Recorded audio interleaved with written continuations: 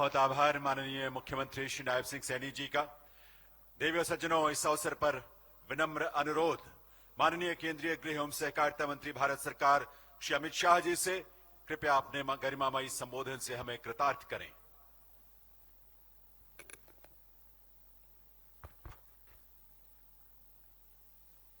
आज के इस गौरवमयी कार्यक्रम में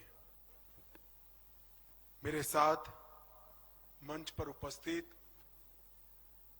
हरियाणा के लोकप्रिय मुख्यमंत्री श्रीमान नायब सिंह सैनी जी, हरियाणा के पुलिस महानिदेशक श्री ओपी सिंह जी, हरियाणा के मुख्य सचिव श्री रस्तोगी जी, हरियाणा की गृह सचिव सुमिता मिश्रा जी, आज मेरे सामने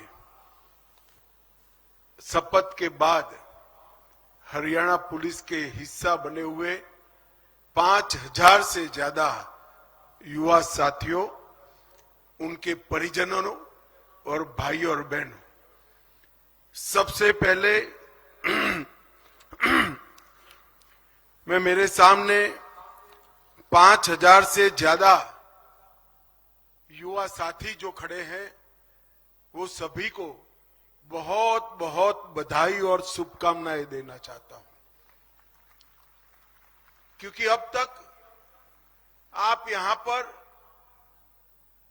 एक कठोर प्रशिक्षण से बने हुए प्रशिक्षु थे और आपकी शपथ समाप्त होते ही अब देश भर में जिसकी शान है, ऐसे हरियाणा पुलिस के हिस्सा बन चुके, जो हरियाणा पुलिस को हरियाणा के करीब करीब 3 करोड़ की आबादी का और उसके पूरे भूभाग की सुरक्षा की चिंता करनी है। और हरियाणा जिस प्रकार की भूगोल को संजोता है, एक प्रकार से देश की राजधानी का भी रक्षा करने का जिम्मेदारी आपका ही बनता है। और एक गौरवमयी परंपरा के साथ आप सब जुड़े हैं, जहां कर्तव्य से ऊपर कुछ नहीं होता और कर्तव्य ही सब कुछ होता है, ऐसी परंपरा से आप जुड़े हैं। मुझे बताया गया विश्वास, दक्षता और टेक्नोलॉजी तीनों से आपको प्रशिक्षित करने का काम किया गया है। मैं फिर से एक बार आप सभी को बहुत बहुत बधाई देना चाहता हूं। मित्रों, हम सब जानते हैं कल 25 दिसंबर है और अटल जी का शताब्दी का वर्ष है। मैं यहां से पंचकुला में अटल पार्क में अटल जी की प्रतिमा का अनावरण करने जा रहा हूं। मित्रों, अटल बिहारी वाजपेयी एक जन्मजात देशभक्त, कुशल प्रशासक, हृदय से कवि, परंतु जहां देश की सुरक्षा और प्रगति का सवाल आता है, वहां चट्टान से भी ज्यादा कठोर और अटल थे। इन्होंने आपातकाल से लेकर कई सारे संघर्ष देश के लोकतंत्र को मजबूत बनाने के लिए किए। वो जब प्रधानमंत्री बने तब पहले कभी कांग्रेस में न रहे हुए प्रधानमंत्री बनने का सम्मान श्री अटल बिहारी वाजपेयी को मिला था और उन्होंने 5 साल तक पहली गैर कांग्रेसी पूरा टर्म करने वाली सरकार चलाने का भी सम्मान प्राप्त किया। उन्हीं के समय में 98 में भारत आणविक शक्ति बना और विश्व भर के विरोध को दरकिनार कर भारत की रक्षा को सुदृढ़ करने का काम किया। आज हम यहां से जाकर अटल जी की प्रतिमा का अनावरण करने वाले हैं। अटल जी की ये प्रतिमा कई सालों तक पूरे हरियाणा के युवाओं को एक आदर्श जीवन कैसा होता है, जन समर्पित नेता कैसा होता है, कुशल प्रशासक कैसा होता है और देश के लिए जीने वाला व्यक्तित्व कैसा होता है, इसकी मिसाल सबको देता रहेगा।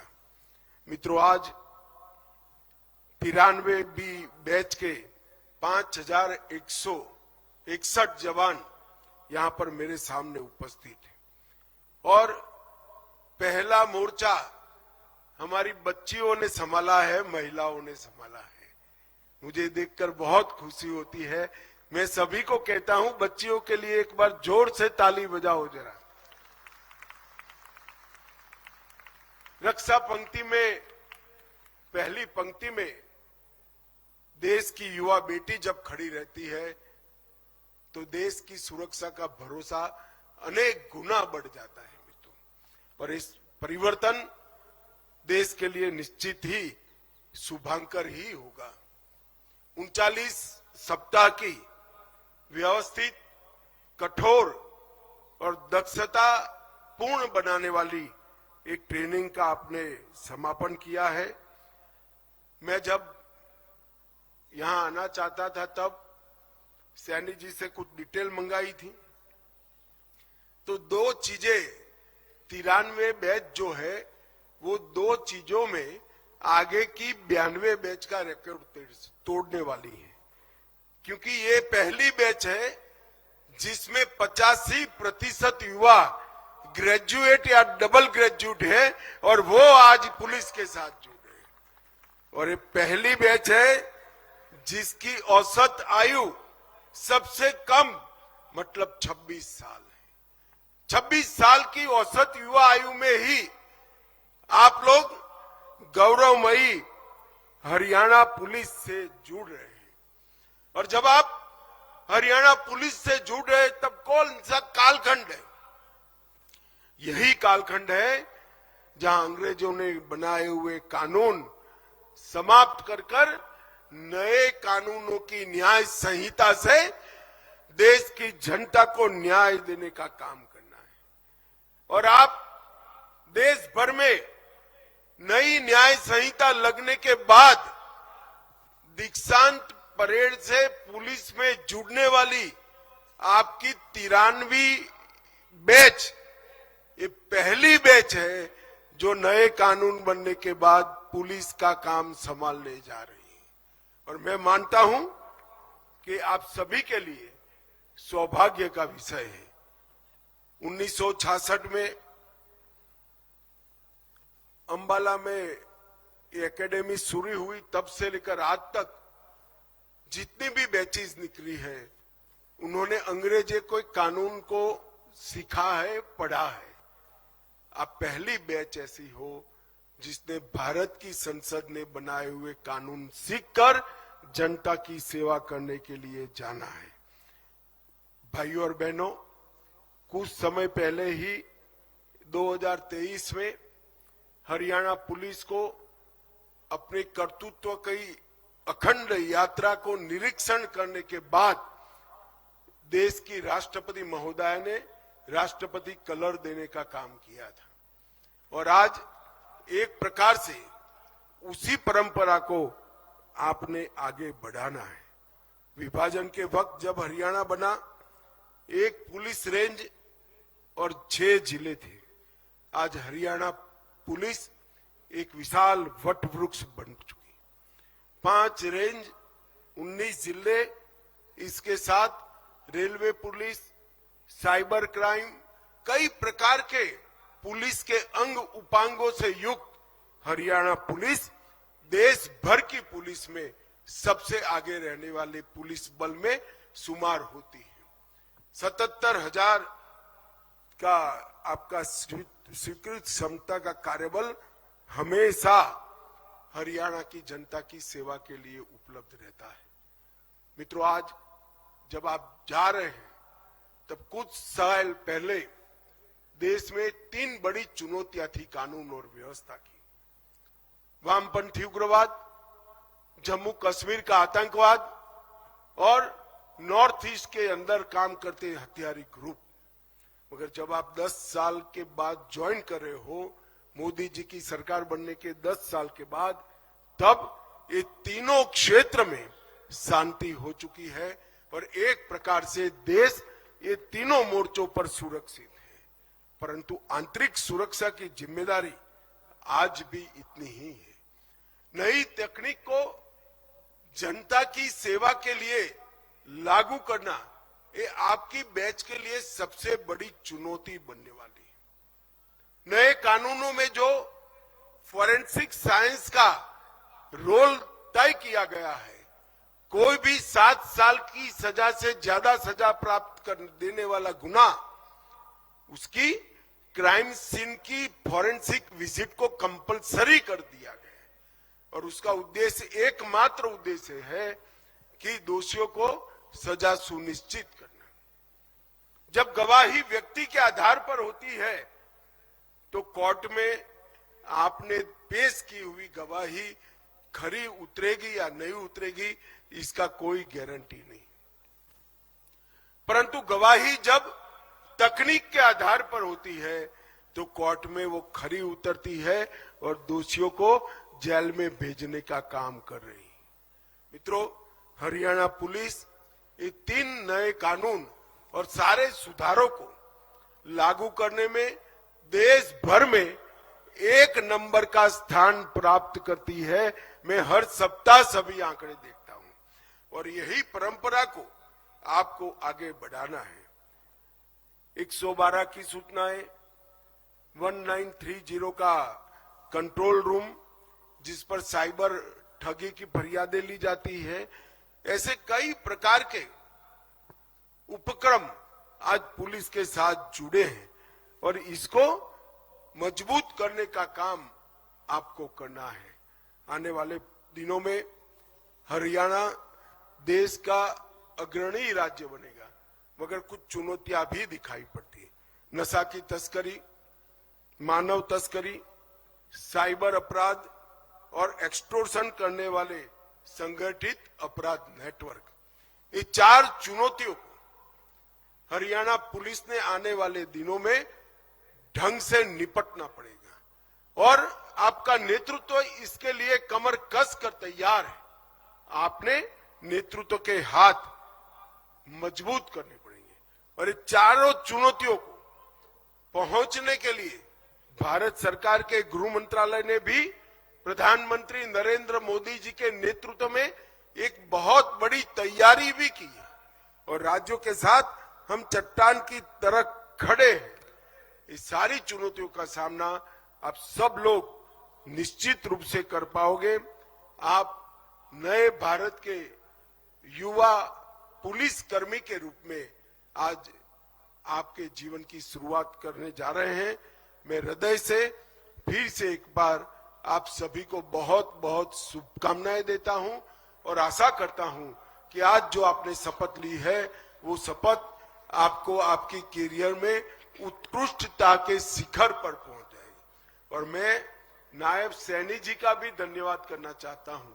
पहले मैं भाजपा के कार्यकर्ता के रूप में हरियाणा कई बार आता था, तब सबसे बड़ी फरियाद थी कि नौकरी चाहिए तो खर्ची भी देनी पड़ेगी और पर्ची भी देनी पड़ेगी। आप किसी जाति के हो तो नौकरी मिलेगी और आप में रिश्वत देने की क्षमता है तो ही नौकरी मिलेगी। हरियाणा को सैनी जी ने खर्ची पर्ची बगैर नौकरी का राज्य बनाकर बहुत बड़ा काम हरियाणा की जनता ने किया है और इसका नतीजा आज मेरे सामने है। 5000 युवा अपने मेरिट्स के आधार पर राज्य को सुरक्षित करने के लिए, राज्य की सेवा करने के लिए मेरे सामने खड़े हैं। इस शानदार परेड कर अपने योग्यता को भी आपने सिद्ध किया है। मैं फिर से एक बार आप सभी को बहुत बहुत साधुवाद देता हूं। वंदे मातरम, भारत माता की जय। बहुत बहुत आभार माननीय केंद्रीय गृह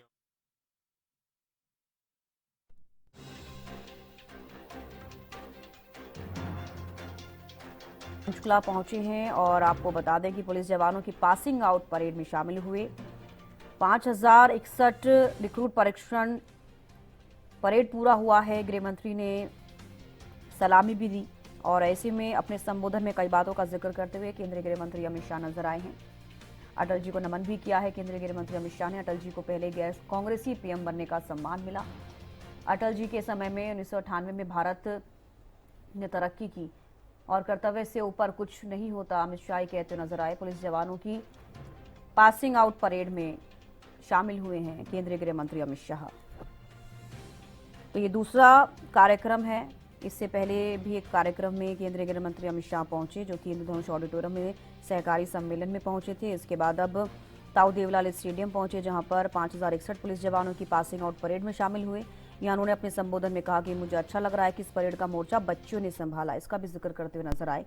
और देश की पहली पंक्ति में जब बेटी खड़ी होती है तो देश के लिए ये अच्छा संदेश होगा, क्योंकि सीएम नायब सिंह सैनी ने भी अपने संबोधन में कई जानकारियां दी।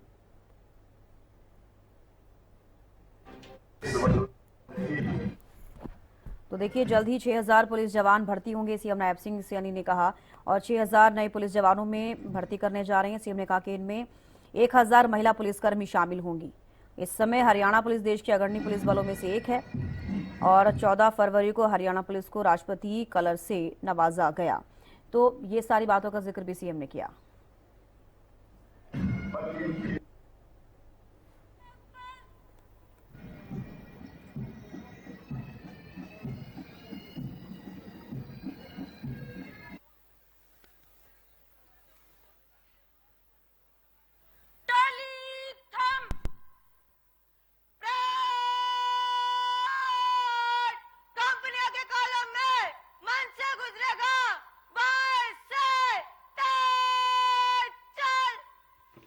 देवी सज्जनों, सभी 72 कंपनियों में शामिल 5061 हमारे प्रशिक्षणार्थी पूर्ण सिपाही का दर्जा प्राप्त करने के बाद अब इस मार्च पास्ट में हिस्सा लेते हुए सलामी मंच के सामने से अपनी अपनी कंपनियों में बारी बारी से गुजरेंगे। तेज चाल में चलते हुए मंच के सामने पहुंचकर वे मुख्य अतिथि महोदय का अभिनंदन, उनका अभिवादन करेंगे, उन्हें सलामी देंगे। परेड कमांडर रिक्रूट सिपाही निशु सलामी मंच की ओर इस पूरे परेड का नेतृत्व करते हुए सबसे आगे होंगी, जबकि द्वितीय परेड कमांडर रिक्रूट सिपाही मंजीत कुमार होंगे और उनके पीछे ये सभी 72 कंपनियां अपने अपनी कंपनी के लीडर्स के साथ मार्च पास्ट में हिस्सा लेंगे। आप सबसे अनुरोध है, तालियों की गूंज के साथ इनका अभिनंदन करें। आपकी ये तालियां उनके लिए प्रेरणा बनेंगी देवियों सज्जनों, उनके भविष्य के लिए एक आधार तैयार करेंगी। रिक्रूट सिपाही निशु परेड कमांडर सलामी मंच के सामने पहुंचकर मुख्य अतिथि महोदय को सलामी देते हुए और उनके पीछे द्वितीय परेड कमांडर रिक्रूट सिपाही मंजीत कुमार और ये पहली कंपनी रिक्रूट निशा के नेतृत्व में सलामी देते हुए मुख्य अतिथि महोदय को जय हिंद के घोष के साथ दूसरी कंपनी सलामी मंच के सामने पहुंच रही है रिक्रूट अलका के नेतृत्व में और उनके पीछे तीसरी कंपनी रिक्रूट वंदना के नेतृत्व में जोश और उत्साह से भरी हुई ये टुकड़ी सलामी दे रही है मुख्य अतिथि महोदय को सलामी मंच के सामने से तेज चाल में आगे बढ़ते हुए। और अब कंपनी नंबर 4 रिक्रूट सोनिया के नेतृत्व में सभी उत्साह, उमंग, ऊर्जा से सराबोर सलामी देते हुए मुख्य अतिथि महोदय को।